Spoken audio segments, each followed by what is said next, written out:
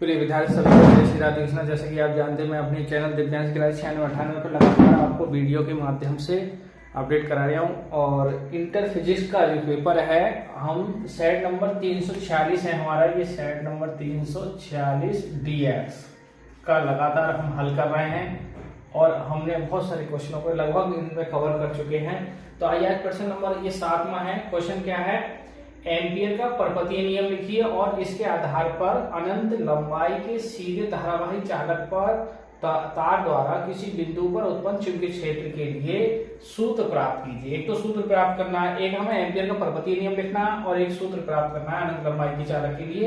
और आगे इसमें क्वेश्चन भी दे रखा है 1.0 सेमी गुणा 1.5 सेमी माप की आयताकार कुंडली में 10⁻⁻⁴ एम्पियर की धारा प्रवाहित हो रही है। कुंडली का तल चुंबकीय क्षेत्र 0.6 न्यूटन प्रति एम्पियर मीटर के समानांतर है। तो कुंडली पर लगने वाले बल आघूर्ण की गणना कीजिए। कुंडली में फेरों की संख्या कितनी है, 30 है। तो देखिए, आप देख रहे हैं स्क्रीन पे, आप देख पा रहे होंगे कि ये सवाल ही इतना बड़ा है तो इसका आंसर भी काफी बड़ा होगा। 5 नंबर का क्वेश्चन है, आइए इसको हल करते हैं। तो चलते हैं इसके उत्तर की ओर। देखिए, इसका है पहला क्वेश्चन क्या है, एम्पियर का परपतीय नियम लिखिए। एम्पियर का परिपथीय नियम, एम्पियर का परिपथीय नियम क्या है, देखिए एम्पियर का आप देखें किसी बंद परिपथ की सीमा के अनुदिश, बंद परिपथ की सीमा के अनुदिश, किसी बंद परिपथ की सीमा के अनुदिश चुंबकीय क्षेत्र V, चुंबकीय क्षेत्र V का रेखीय समाकलन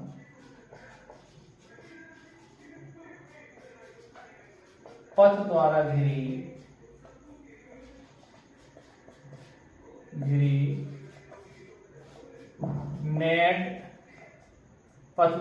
नेट धारा I का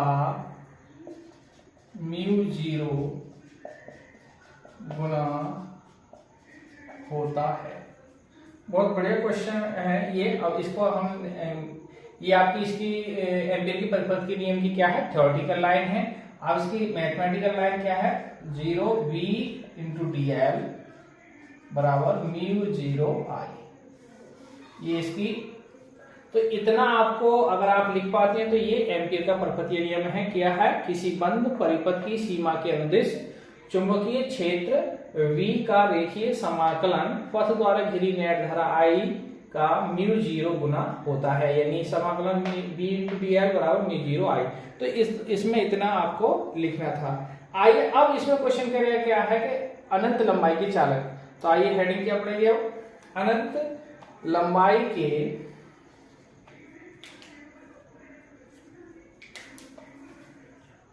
अनंत लंबाई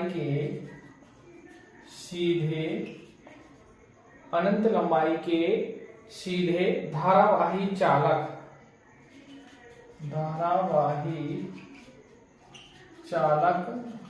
तार के कारण तार के लिए व्यंजक।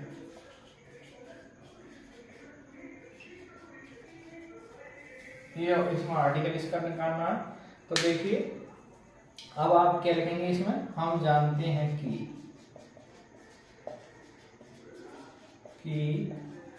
एम्पियर के, एक छोटा सा चित्र बना लेंगे इसमें।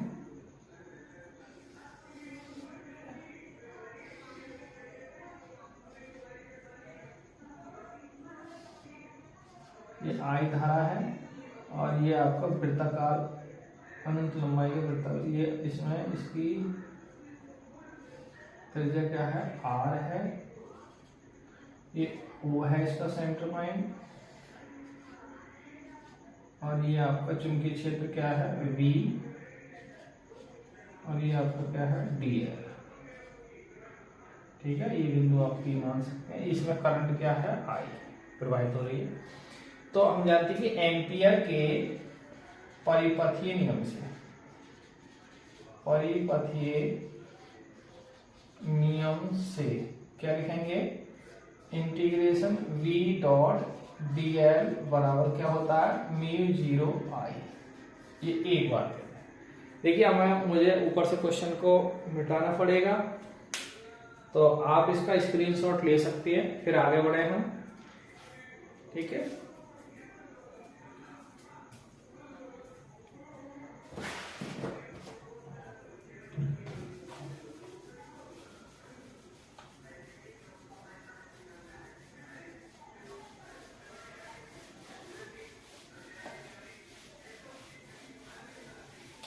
अब इसका आर्टिकल देखिए तो म्यू 0 आई।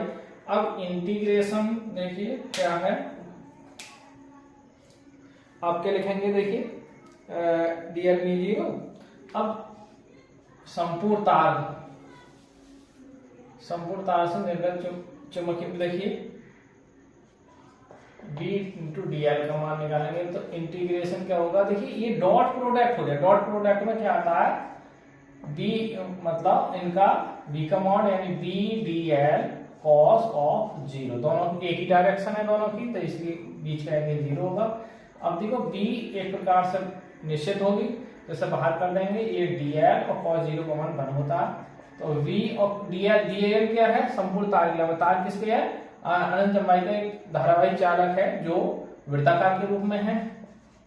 तो 2 pi R v into D L का ये मान निकाल रहे हैं हम। अब ये बात आ गई 2। अब आप क्या करेंगे, देखिए समीकरण 1 व 2 से ये क्या है, देखिए ये मान बराबर करेंगे हम, तो क्या करेंगे v इंटू 2 पाई आर बराबर म्यू 0 आई। अब यहां से ये बटे में जाएगा, तो v की जो वैल्यू आएगी म्यू 0 आई बटे में क्या जाएगा 2 पाई आर।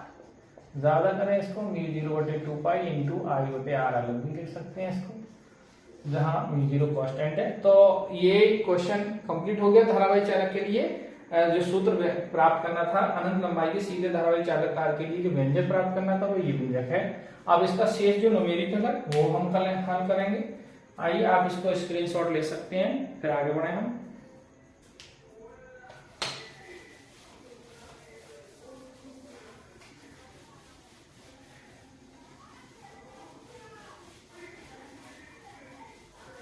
देखिए अब इसी का तीसरा पार्ट क्या था, अब क्वेश्चन दे रखा है, ये मान क्या दे रखा है, देखिए अनंत लंबाई के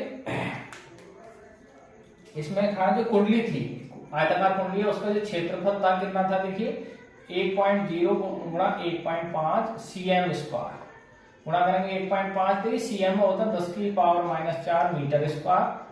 अच्छा, इसमें जो करंट प्रवाहित हो रही थी, करंट वो थी आपकी 10 की पावर -4 एम्पियर, और जो फेरों की संख्या है इसमें 30 है।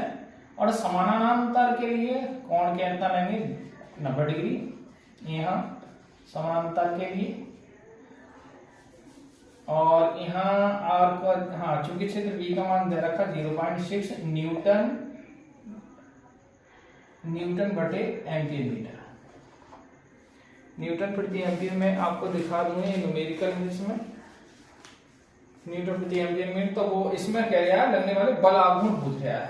तो बल आघूर्ण टॉ बराबर क्या होता है, देखिए N I A V sine theta, ये सूत्र है। इसमें एन की वैल्यू कितनी है, देखिए 30, आई की वैल्यू कितनी है 10 की पावर देखिए -4, ए का मान कितना है, देखिए 1.5 गुणा 10 की पावर -4, और बी का मान कितना है 0.6, और साइन थीटा जगह क्या रखेंगे 90 है। अब देखिए गुणा करेंगे तो 30 तो ये है ही। अब देखिए 15 गुणा में 6 को 15 छक्का 90 है। अब पॉइंट देखो एक यहाँ और एक यहाँ, यानी 2 के बाद पॉइंट लग जाएगा, और 10 की पावर देखिए -4 माइनस के कितने हो जाएंगे 8, और यहाँ घात साइन 90 का मान क्या हो जाएगा 1। देखिए अब यहाँ गुणा करेंगे तो 2 तो ये 0 टॉ बराबर, तो 2 0 ये आ गए, और देखिए 9 की गुणा में 3 से करो 9 3 27, पॉइंट के बाद लगेगा, देखिए 2 के बाद लग जाएगा, घात कितनी है -8, तो 27 गुणा 10 की पावर -8, या इसमें पॉइंट लगा देंगे तो एक घात कम कर सकते हैं हम, और इसका मात्रक क्या होता है, न्यूटन मीटर, या जूल भी लिख सकते हो आप, यानी 2.7 गुणा 10⁻⁷ न्यूटन मीटर। तो ये आपका जो क्वेश्चन नंबर 7 था वो कंप्लीट हो चुका है। आप देख सकते हैं ये 346 DX सेट चल रहा है फिजिक्स का, इंटर का, ठीक है। तो आप ये कंप्लीट क्वेश्चन हो गया, आप इसे नोट कर सकते हैं। फिर आगे बढ़े, आइए विद्यार्थी क्वेश्चन बढ़ते हैं। प्रश्न नंबर 8 जो अथवा का है, इससे पहले जो क्वेश्चन 8 था वो मैं हल करा चुका हूँ इसमें, ठीक है। तो आइए, इसमें है एनसीआर पर्पज था, वो एनसीआर पर्पज में करा चुका हूँ। अब इसमें अथवा वाला क्वेश्चन है। अथवा क्या है, 8वां क्वेश्चन, फैराडे के विद्युत चुंबकीय प्रेरण के नियमों को लिखिए। स्वयं प्रेरण को परिभाषित करते हुए स्वयं प्रेरित धारा की दिशा के संबंधी लेंज का नियम लिखिए। किसी कुंडली में 1 एम्पीयर प्रति सेकंड की दर से धारा परिवर्तन के कारण 1 वोल्ट विद्युत वाहक उत्पन्न होता है, तो कुंडली का स्वयं प्रेरक गुणांक क्या होगा। देखिए आइए, तो इसके क्वेश्चन को, पहले क्वेश्चन क्या रखा है, विद्युत चुंबकीय प्रेरण के फैराडे के नियम। तो आइए इसमें फैराडे के नियम मैं आपको बता दूं। पहले फैराडे के नियम, देखिए विद्युत चुंबकीय प्रेरण संबंधी फैराडे ने 2 नियम दिए। फैराडे ने विद्युत चुंबकीय प्रेरण संबंधी 2 नियम दिए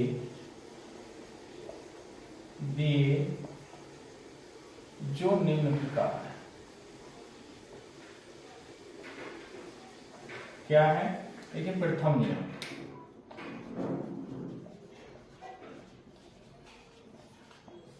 प्रथम नियम क्या है, जब किसी वैद्युत परिपथ में, जब किसी वैद्युत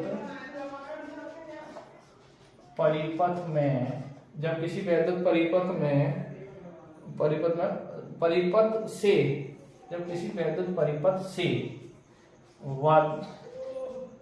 चुंबकीय फ्लक्स, चुंबकीय फ्लक्स में परिवर्तन, जब किसी वैद्युत परिपथ से विद्युत चुंबकीय फ्लक्स में परिवर्तन हो रहा होता है,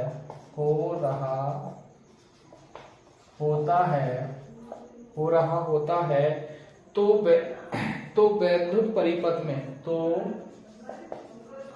तो वैद्युत परिपथ में एक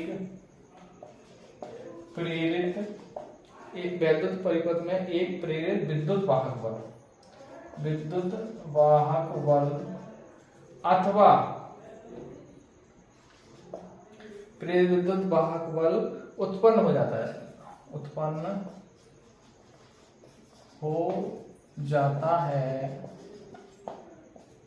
जाता है, जिसका परिमाण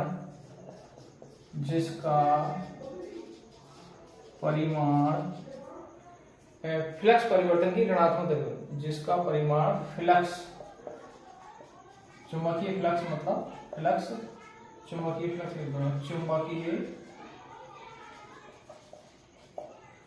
फ्लक्स परिवर्तन की ऋणात्मक दर के बराबर होता है। इसे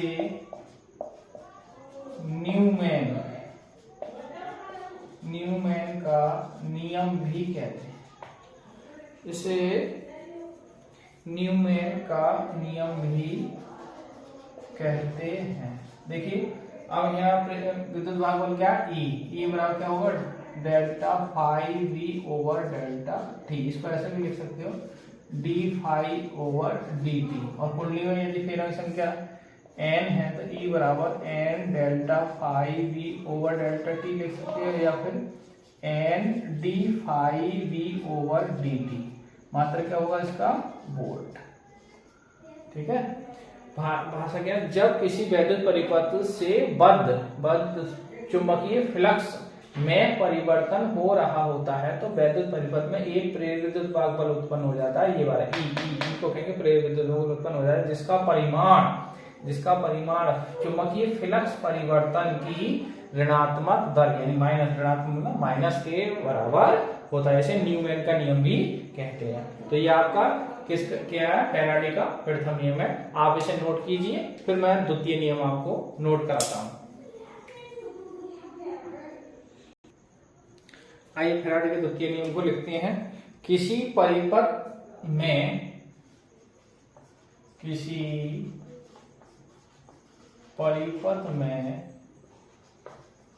प्रेरित विद्युत वाहक बल अथवा प्रेरित धारा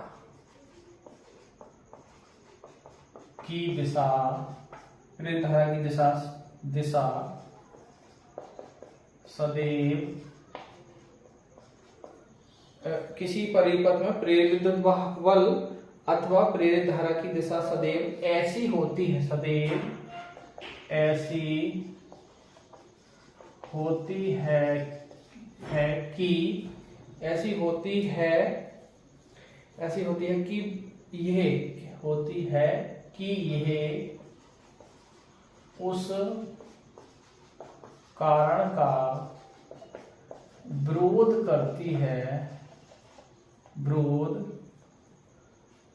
करती है जिससे स्वयं उत्पन्न होती है। इसे लेंज का नियम भी कहते हैं। इसे लेंज का नियम भी कहते हैं। ठीक है, लेंज का नियम भी पूछा, वो भी आ गया है।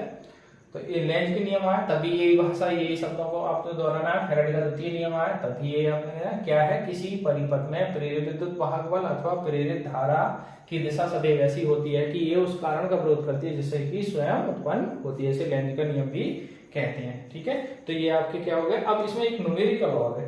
न्यूमेरिकल और देखें आप, न्यूमेरिकल क्या था कि धारा परिवर्तन की जड़, जो आंतरिक प्रश्न है इसका, आंतरिक प्रश्न का हल। इसमें कई पार्ट दे रखे थे। हाँ, एक चीज आंतरिक प्रश्न से पहले एक वो और रह गया, एक मिनट, स्वप्रेरण को और परिभाषित करना है हमें। स्वप्रेरण की परिभाषा, इसकी परिभाषा और देनी है। तो क्या है देखिए, विद्युत चुंबकीय प्रेरण की, विद्युत चुंबकीय प्रेरण की उस घटना को, विद्युत चुंबकीय प्रेरण की उस घटना को जिसमें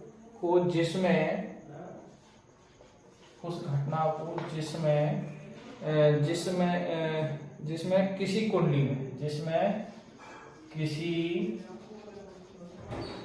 कुंडली में विद्युत चुंबकीय प्रेरण की उस घटना को जिसमें किसी कुंडली में प्रवाहित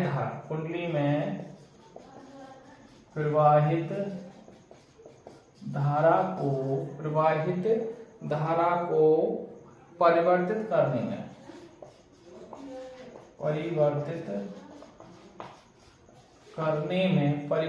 करने में स्वयं उसी कुंडली में परिवर्तित करने से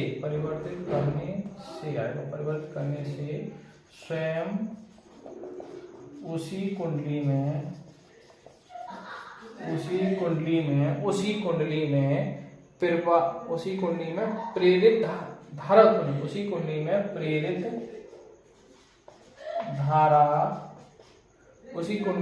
प्रेरित धारा उत्पन्न होती